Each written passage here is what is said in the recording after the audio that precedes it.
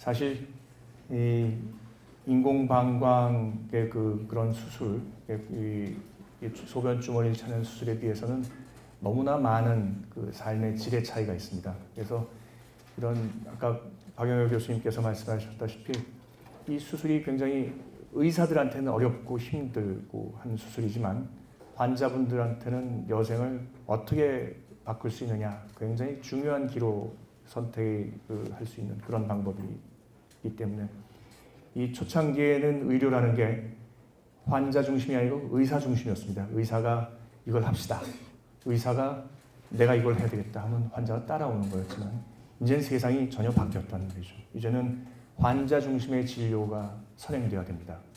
그러기 위해서는 이게 내가 힘들다고, 의사가 힘들다고 환자 입장을 벗어나서 편한 수술을 하는 세상은 오지 말아야 되겠다라는 그런 뜻에서 정말 열심히 달려왔습니다. 열심히 달려왔고 많은 분들이 지금까지 한 350분 정도가 이 병원에서 수술을 받으셨고 그동안 큰 합병증 이런 것도 없었고 그분들 대부분이 다 이렇게 편한 그 삶을 누리고 계셔서 정말 하나님께 감사드리고 이게 앞으로도 이런 것들을 홍보를 해야 되겠다. 그래서 지금은 이제 제가 지난주 어제 그저께 전문의 시험 문제 출제 때문에 그 고시위원 저희 들어가 있었는데 전국에서 이제 고시위원들 출제위원들끼리 몰려서 이렇게 얘기하는 거 보면 이제는 그 전국에 있는 각 지방 병원에서도 인공방광 수술을 시작했다라고 하더라고요. 그러니까 얼마나 감사한지 이제는 그런 이 소변 주머니 차는 수술을 우리나라에서는 이제 그런 수술을 하지 말아야 되겠다라는 그런 분위기를 그런 거를 만들어가는 하나의 소명 의식을 가지고 있습니다. 이 방광암에 대해서 먼저 말씀을 드려야 될 것 같아요. 그죠? 이게 사실 소변 주머니를 차느냐 아니면 인공방광을 하느냐는 소변을 어디로 배출을 하느냐라는 하나의 방편이지 실제로 방광암의 치료의 이 방향에서는 영향을 미치지 못합니다. 이게 소변 주머니를 차는 게 뭐 방광암에 더 치료 효과가 좋다 이런 거랑 관계 없다는 말이죠. 이 인공방광이나 소변 주머니를 차거나 간에 방광암의 코스, 치료의 코스에서는 관계가 없습니다. 그러니까 어쨌건 방광암을 치료하기 위해서 이런 방법들을 그러니까 치료를 하는 중이기 때문에 방광암이 어떻게 관리를 해야 되겠다. 이게 1번입니다. 이게 1번. 그래서 보면 방광암은 이제 두 가지가 있어요. 항상 제가 말씀드린 게 뿌리가 깊은 암이 있고 뿌리가 얕은 암이 있고 뿌리가 얕은 암은 내시경 수술로도 끝나고 다만 이 방광암의 특징이 재발을 아주 잘합니다. 재발을 아주 잘해요. 재발률이 거의 70% 가까이 재발률이 됩니다. 그러니까 내가 방광암을 수술했는데 또 재발했어. 또 수술했는데 또 재발했어. 에이, 이 의사 못 믿어. 그리고 오신 분들이 꽤 있어요. 제가 항상 말씀드린 병이 원래 이런 겁니다. 병이 이런 겁니다. 병이 이런 거고 다만 이렇게 재발만 하면 괜찮은데 재발을 하다 보면 이 표재성, 뿌리가 얕은 암이 진행을 한단 말이죠. 안 좋은 진행, 치문성 암이라는 걸 진행을 해요. 그렇게 진행을 하게 되면 빨리 치료를 서두르지 않으면 다른 데로 번집니다. 그래서 방광을 적출하게 되는 거죠. 이런 그 표재성 방광암이 재발을 하는데 이제 몇 가지 이게 저희들이 보는 게 있어요. 표재성 방광암, 뿌리가 얕은 암이라도 저희들이 방광을 떼냅시다 라고 말씀드리는 경우도 있단 말이죠. 그런 거는 조직 소견이 굉장히 중요합니다. 이게 앞으로 조직이 굉장히 악성도가 높은 조직이기 때문에 그냥 놔두면 아무리 표재성이라도 바로 치문성 그리고 다른 곳으로 전이될 수 있다. 이런 암이면 표재성이라도 빨리 떼야 됩니다. 그리고 이 진행되는 속도, 진행되는 거를 이렇게 봐서 이게 굉장히 많이 번져 있고 방광 내에 이 표재성암, 상피내암이라고 하는데 그런 것들이 굉장히 많이 번져 있다. 이 도저히 방광을 못 살리겠다라고 해도 떼야 되고 이런 것들을 이제 여러분들한테 말씀드리고 만약에 진행이 됐다 그러면 당연히 떼내야죠. 빠른 시기 내에 떼내야 됩니다. 아까도 말씀드렸다시피 30년 전만 하더라도 이런 그 방광을 떼내면 이 소변이 나가는 길이 있어야 되죠. 소변 나가는 길이 있어야 되니까 이거를 이제 이 일부 장을 잘라서 이렇게 이 도관을 연결합니다. 여기 이렇게 콩팥에서 만들어진 소변들이 이 요관을 통해서 내려와서 이 도관을 통해서 몸 바깥으로 빠져나가는 거죠. 이런 시술을 했었습니다. 이때 당시는 뭐 이게 가장 그 업데이트한, 가장 그 최근, 그 굉장히 발달한 수술이었기 때문에 30년 전에는.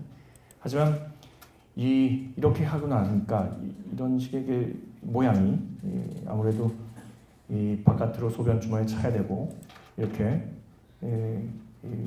좀 좋지 않습니다. 환자의 삶의 질이 많이 떨어지는 거죠.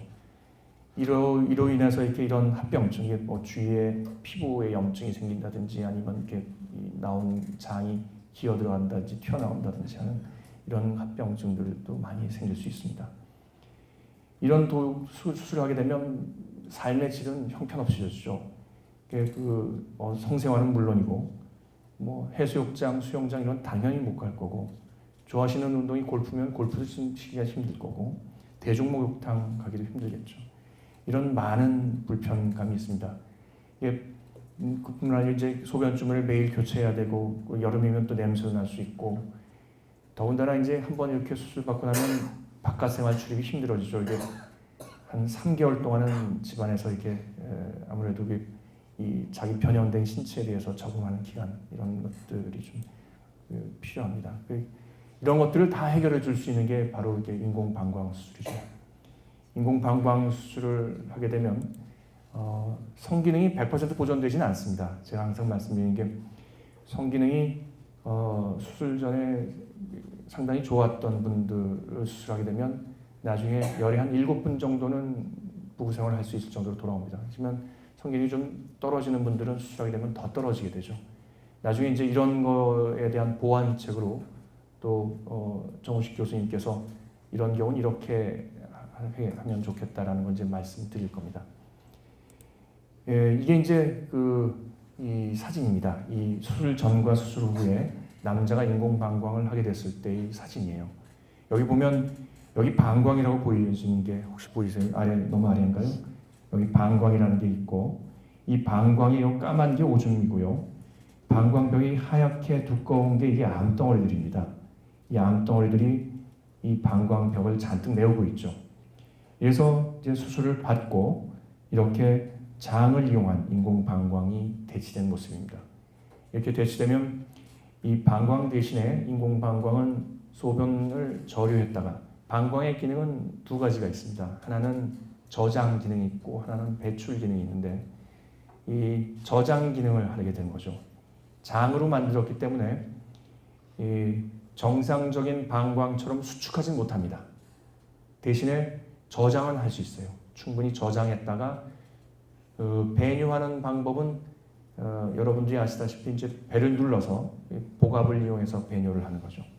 그렇게 복압을 해서 배뇨를 해도 상당수의 분들이 1년쯤 지나면 이제 기저귀를 떼시게 됩니다. 제가 말씀드린 게 이제 3개월 정도 지나면 낮에 소변 기저귀를 떼게 되고 한 1년 정도 지나면 밤에도 기저귀를 떼실 수 있습니다. 그거를 위해서 이제 요로동태 검사, 요로역학 검사라고 해서 그런 검사들을 하게 되고 그래서 지금 현재 방광의 크기가 얼마 되고 그걸 어떻게 운용하십시오라고 이렇게 말씀을 드리고 있습니다. 이거는 이제 여자분에 대한 경우고 역시 이 방광이 여기 이 방광 수술 전 방광을 보면 까만 게 오줌인데 이 하얀 부분들은 암입니다. 상당히 암이 많이 방광 안에 있고 그리고 이 방광을 잘라내고 대신에 이렇게 인공 방광을 넣은 모습입니다. 역시 마찬가지로 이 인공 방광의 저장 기능을 이용해서 배뇨를 하게 되고 나중에 말씀드리겠지만 이 인공 방광의 단점이 있습니다. 단점이 어떤 게 있냐면 우리 몸에 있는 장기들은 이 힘줄, 인대라고 그러죠. 인대라는 거에 의해서 다 고정이 되어 있습니다. 장도 그렇고 방광도 그렇고 고정이 되어 있는데 인공방광은 이 방광을 그냥 이렇게 장을 잘라서 인공방광 만들어서 요도에 끼워줬기 때문에 이 고정이 되어 있지 않습니다. 고정되어 있는 데는 요도밖에 없는 거죠. 요도밖에 없으니까 골반이 큰 여자분들은 인공방광이 골반 안에서 이렇게 놀아요. 움직인단 말이죠. 움직이다 보면 남자분들은 골반이 작으니까 별로 움직일 데가 없어서 남자분들은 인공방광을 해놓으면 소변을 못 보시는 분들이 5% 정도밖에 안 됩니다. 예, 한 20명 중에 한 분 정도가 이제 나머지 대부분 분들은 소변을 잘 보세요. 근데 여자분들은 10명 중에 한 3분에서 4분 정도가 잘 못 보십니다. 왜냐하면 골반이 커서 안에서 방광이 놀아버리는 거죠. 초창기에 방광이 어디 딱 붙어 있다가도 이게 떨어져서 이게 놀아버리는 거죠. 그래서 잘 못 봅니다. 그런 단점에 대해서 아직까지는 현대의학으로는 이제 나와 있는 방법이 딱히 없는데 저희 센터가 아까 박영희 교수님도 말씀하셨지만 전 세계에서 단일 기관으로는 이런 인공방광 수술을 가장 많이 하고 있습니다. 그러다 보니까 가장 업데이트하게 그거를 해결할 수 있는 방법을 요즘 시도하고 있습니다. 몇 분한테 이미 시술을 했고 만약에 그게 맞다고 한다면 지금 현재 소변을 잘 못 보시는 여자 환자분들도 그런 재수술을 통해서 한번 소변을 잘 보게 할 수 있는 방법을 있지 않을까 지금 연구 중에 있습니다. 아마 곧 좋은 소식이 있을 수 있을 겁니다. 이렇게 이 수술 후에 상흔은 거의 없습니다. 이 배꼽 아래쪽에 이렇게 이제 절개를 넣고 수술을 하는데 이분은 좀 킬로이드가 좀 있으셔서 좀 흉이 있는데 대부분은 이렇게 거의 흉이 남지 않습니다. 그리고 이제 또 하나는 저희가 하고 있는 게 이 스투더 씨라고 닥터 스투더라는 분이 있는데 이분이 처음 고안해낸 인공방광의 기본 형태를 가지고 있습니다. 그런 닥터 스투더 씨의 그 기본 형태의 인공방광을 많이 업그레이드 시켰습니다. 그래서 이제는 역류를 방지하기 위해서 이게 모양도 상당히 돌려서 틀어놓고 그리고 이 수술 후에 카테타, 이 관이죠, 몸에 관을 하나도 안 넣습니다. 이제 수술하고 나면 소변줄하고 배액관이 딱 2개만 놔두고 나머지 관은 하나도 넣지 않습니다. 이 원래 수술 방법은 관이 굉장히 많이 나오죠. 요관에도 관이 2개 나오고 방광에도 2개 나오고 이렇게 배액관도 나와서 한 콧줄도 있고 한 6개의 관이 나오는데 그런 관을 다 없애고 이제는 여기는 2개의 관만 딱 유지하고 퇴원할 때 하게 되는 거죠. 그런 그뿐만 아니고 항생제도 쓰지 않습니다. 여러분들 이제 보면 알겠지만 이 수술 후에 수술 때만 항생제를 딱 12시간, 24시간만 쓰고 나머지는 항생제를 전혀 쓰지 않습니다. 그런 굉장히 여러 가지 굉장히 업그레이드된 방법의 치료를 여기서 하고 있습니다. 이런 인공방광 수술은 이제 작년에 한 80케이스 했고 금년 6월 달까지 50케이스, 그러니까 금년에 한 100케이스가 좀 넘을 것 같은데요. 하여간 제가 힘 닿는 데까지 수술을 해드리려고 합니다. 이제 예전에는 인공방광 수술을 할 때 여자분들은 상당히 어려웠어요. 어렵다 보니까 이제 주머니를 차는 경우가 많았는데 지금은 이제 수술기도 많이 개발이 됐고 또 이게 그래서 여자분들도 대부분은 인공방광, 그러니까 암이 요도에만 번져 있지 않으면 인공방광을 하게 됩니다. 또 하나는 암이 요도에 번져 있다 하더라도 항암 치료를 선행해서 그 암을 없애고 그리고 인공방광을 하고 있습니다. 또 하나는 이 수술 시간이 거의 요즘은 한 3시간 반이면 끝나는 것 같아요. 3시간 반, 4시간이 되다 보니까 이게 다른 나이가 연세가 많으신 분들이라든지 심장이나 다른 문제가 있는 분들도 이 수술이 가능해졌습니다. 그래서 이 연령대가 70세가 넘는 분들이 상당수가 있으십니다. 그래서 다 잘 받으시고 계시고 아까 말씀드린 그런 배뇨에 대한 겁니다. 이게 남자의 경우에는 한 20분에 1분 정도, 5% 정도에서 이 방광이 고정되어 있지 않기 때문에 방광이 골반에서 놀아서 잘 소변을 못 보는 그런 경우가 여자 경우에 좀 더 있습니다. 그래서 10분 중에 한 3, 4분 정도가 있으시고 그런 경우에 이제 새로운 치료법들을 저희들이 개발하고 있으니까 조금만 더 기다려 주십시오. 이런 저희들이 하고 있는 이런 수술들은 이 여러 가지 장점이 있습니다. 수술 시간이 짧고 출혈이 거의 없기 때문에 수술하면서 수혈하는 경우는 없습니다. 다만 이런 경우 있습니다. 이게 수술 전에 빈혈이 많으신 분들, 이미 빈혈이 심하신 분들은 수술 중에 수혈을 해요. 왜냐하면 빈혈이 많으면 상처가 아무는데 문제가 있거든요. 상처가 아무는데 이 지장을 주기 때문에 빈혈을 해소시켜야 되는데 이게 이 수술 중에 아무래도 수혈을 하게 되면 훨씬 더 쉽죠. 뭐 이렇게 바늘도 굵은 바늘이 들어가지고 힘든데 그래서 그런 경우는 수혈을 하고 있습니다. 이게 수술 중에 출혈 때문에 하는 건 최근 뭐 몇 년 동안 없었던 것 같습니다. 이게 저희 인공방광 수술 팀입니다. 아까 여기 사회를 봤던 잘생긴 우리 김광현 교수님 저기 계시고 그 뒤에 아까 저희 들어오실 때 봤던 우리 수술실 방장님입니다. 수술 방장 마스크 써서 잘 모르시겠죠. 계시고 우리 최명훈 선생은 저하고 둘이서 지금 벌써 호흡을 맞춰서 한 4, 5년째 계속 인공방광 수술을 둘이서 하고 있는 친구입니다. 좀 징그럽겠지만 한번 보시면 이게 이렇게 절개를 열고 들어가고요. 이렇게 이제 방광 쪽으로 들어가는 모습입니다. 사실은 지금 요거는 임파선을 떼내는 작업입니다. 여러분들 제가 항상 말씀드리지만 방광암이 다른 데로 번져 있으면 수술을 하지 않습니다. 수술하는 방법이 좋지 않단 말이죠. 득이 없으니까 그때는 항암 치료를 합니다. 그래서 CT고 MRI 뼈 사진 다 찍어서 다른 데 번진 데가 없다라고 판단이 됐을 때 방광암 수술을 하게 됩니다. 그런데도 불구하고 현대의학이 아무리 발전했어도 이 임파선의 현미경전, 암세포 한두 개 번진 거는 찾을 수가 없습니다. 그래서 임파선을 수술할 때 방광만 떼는 게 아니고 이렇게 임파선을 광범위하게 다 긁어낸단 말이죠. 다 긁어내서 여기에 암세포가 하나라도 발견이 되면 수술만 가지고는 안 돼요. 수술 후에 꼭 약물 치료를 합니다. 그게 재발률을 굉장히 낮춥니다.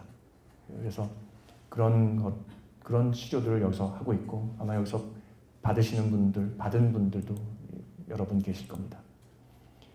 이제 시간이 다 돼가는데 이런 이 인공방광 수술은 이 삶의 질을 너무너무 올렸습니다. 그리고 앞으로도 더욱더 삶의 질을 올리기 위해서 성기능이나 아니면 소변 배뇨 기능 이런 것들을 더욱더 편하게 하기 위해서 여기서는 열심히 연구 개발을 하고 있습니다.